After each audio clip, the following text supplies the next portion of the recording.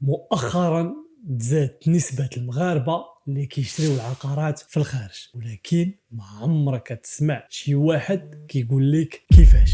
انا ايوب بيهات الفونداتور ديال انفستير سون فرونتيير، استثمر بلا حدود اللي كتوبيري في خمسه لي مارشي ايموبيلي. اول حاجه قانونيا ما كاين حتى شي قانون كيمنع المغاربه يشريو في الخارج ولا يتملكوا شي عقار في الخارج، ولكن السؤال اللي كيدور في راسك كيفاش غيخرجوا الفلوس قانونيا. كاين ثلاثه الحلول. الحل الاول وهو عن خلال مكتب الصرف، تحويل قانوني ولكن ملف منظم، وعد البيع، ابل دو فون، مصدر الفلوس وتصريح بنكي. الحل الثاني هو ان الناس كدير شركه في الخارج اللي كتشري ليهم العقارات ديالهم. هاد الطريقه كتسهل التحويل وكتعطيك مصداقيه قدام البنوك. الحل الثالث حتى هو كنقدموه انفستير سون فرونتيير، هي كنجيبوا لكم خطط دفع، يعني كتخلص واحد القيمه صغيره دابا والباقي عبر مراحل تمويل قانوني